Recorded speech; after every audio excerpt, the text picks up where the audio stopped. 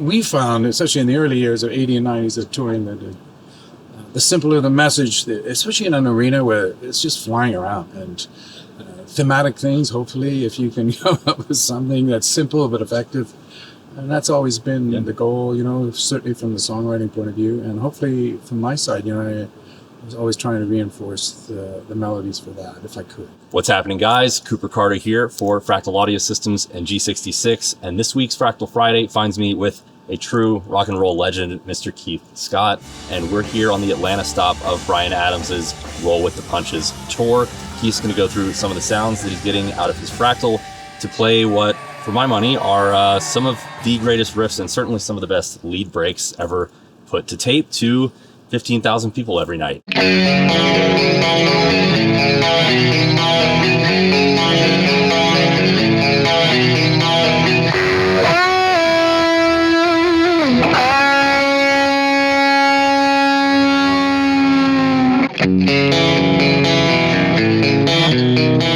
Bryan's music has varied so much over the years with different producers. Initially, in the early 80s, we were certainly grateful and fortunate to have an amazing producer-engineer, Bob Clemountain, who specifically at that time was dialing up the sounds of the times. And working in the power station in a first-rate for world-class facility certainly didn't hurt us at all. And of course, that's where he based a lot of his productions out of. And, we were obviously benefited from all that. And I'll be honest with you, I'll go back a little bit and say, going into my first real session with Bryan was Cut Second Knife in 1982. And just trying to define my role within the band context. Bryan played a lot of guitar, of course, already, and is obviously really adept at reinforcing and covering his vocal, playing rhythm and singing and playing lead. It's an extra challenge, of course. So me trying to find my way in, the sound idea, of course, was a challenge. I didn't have a lot of gear in those days. Neither of us did. We both had about 2 or 3 guitars between us, a couple of amps, and Bob was really helpful as he would hire amps that he thought would work for us, like Marshalls and things that he knew of through rental companies. So going back a little bit, that's kind of where it all started. So much has changed technically, technology-wise, that what's required is so different. Trying to cover as much as I can sonically with the minimal amount of fuss, In the 90s, we used big racks of preamps and things and tried to toggle through all these different sounds because the sound varied quite a bit through the tracks. And my role changed with each song. But I think for Bryan's music, because the core of the music was recorded a certain way, we tend to stick pretty close to that. Hence, like all the original tracks were done on older Strats and things into an AC30 or a Marshall 2100 series, which had slightly different power tubes. It had 6550 power tubes and had this sort of focused lower end on it. And it was really great to track with a mic. And when we started working with Mutt Lange in the early 90s, we used Marshall with 412 cab, old Black Flag plexi, an old 60s AC30. What else did we have? Oh, a high watt 50 watt had DR series from the 70s, and a Rockman. Mutt would use combinations of the inputs on all of those 4 sources to get different sort of tonalities from that. So again, trying to emulate a lot of what went down there, especially my role, which is a lot of soloing and lines. We're just trying to cover that. So what I'm trying to do is run the fractals basically using a modeled AC30 sound and a Marshall 50 watt plexi, and running it left, right, and stereo. And I try to run them with a full sound, but relatively clean. And then most of the night is like it's a TS9 in front of that. So without any kind of boosting, a rich, clean, sort of a Fender-y sound, which is virtually direct into that basement. I have to admit and confess that when we were researching ideas to bring apps back onto the stage, I looked at Brian Setzer's rig, and he had old early basements. So as you can see, it's just like plugging into a clean, And I generally run, because we run a reverse wind pickup in the middle. Oh. These two are the original that come with this guitar, which is a 1963 stock Fender Strat. 5-way switch being a modification, this being a reverse wind Texas Special. I still have the original one, thankfully. But yeah, this is basically stock pickups. Everything else about the guitar virtually is stock. I think the Klusons eventually did a dying death, and we put some reissues on there just to give it some more tuning stability. Run to You, maybe the main riff for that, is just a compressor. And I'm doing about 4 or 5 songs during the night with just compressors. All that does is take the clean sound and make it more lively. And I'll show you, demonstrate it through the sound. That song, Run to You, is K put on the F sharp. So if I do that, this time my tech has switched it to the compressor only and the chorus for the tonality. So the guitar is full up.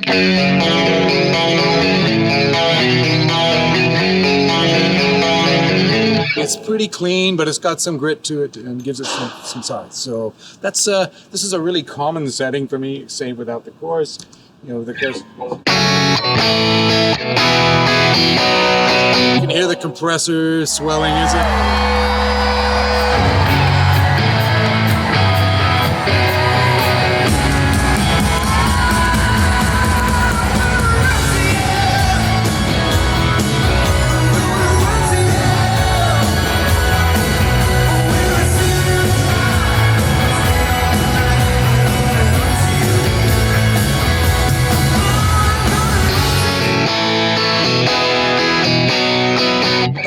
That's a pretty common thing for me to use, a compressed clean amp sound. So let's say in that part, and because it's capoed, it's a little bit more of a strength test. So if I'm doing that,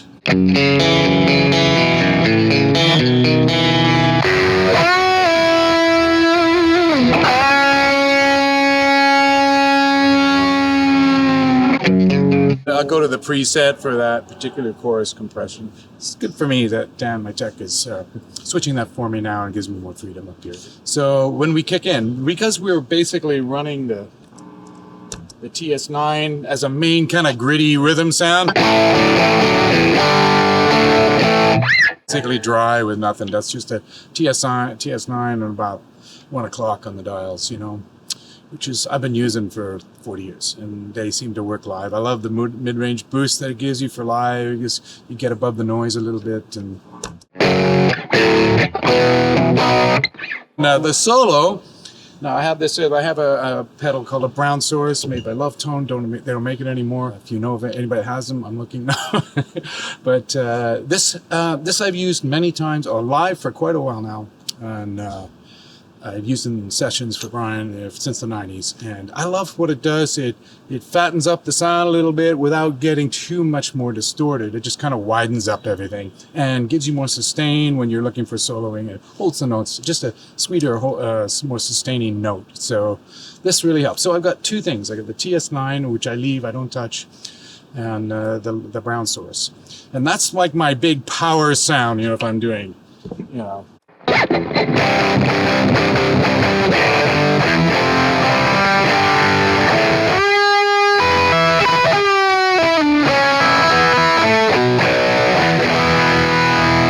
So that's about as crazy as it gets. I can kick a compressor on that as well if I really want to go like live at Woodstock, kind of thing.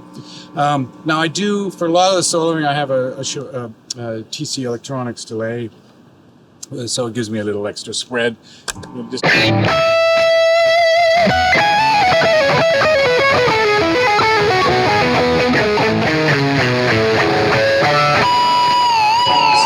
just gives it a little ambience and helps carry the notes and stuff like that. And that's basically all what I use for like 90% of the night.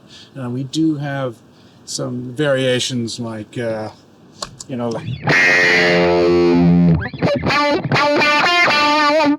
just color things,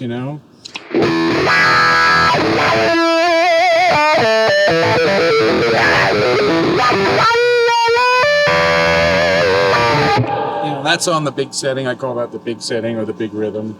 And it basically is the wide open, sort of like the amps fold. So I love that you're running a lot of your favorite pedals in front of the Fractal. I think, some people, get into this feeling like you either have to do one or you have to do the other. But it's so nice to see somebody saying, no, both worlds can come together. You mentioned some of these pedals you've been using for 40 years now. So why change? Yeah, when we were a three-piece 25 years ago, I kind of changed my whole role. I actually adopted some of his playing thing and mine and tried to make a hybrid out of it. Yeah, kind of like trying to be Pete Townsend, where you kind of melodies plus power chords, just to give it size. And everything changed a lot then from the early 2000s on. That I started playing more like I was playing all the parts myself. So when we started playing together and Bryan was playing rhythm guitar again, I had to kind of step back from that and rethink everything again. Go back to where, okay, what's my role now? You're going to do the main parts. So let's say Summer '69, Bryan will be playing the main riffs.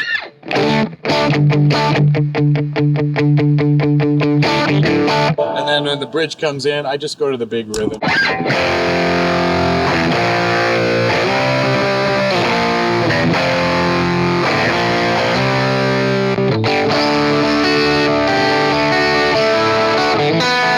Kind of the idea. So you can go from a really powerful, bigger sound to more of a thing you can arpeggiate a little easier and it doesn't dirty up so much. So, but generally, I want to have simple control. I want to be flipping through different amp sounds and different settings and everything if I don't have to.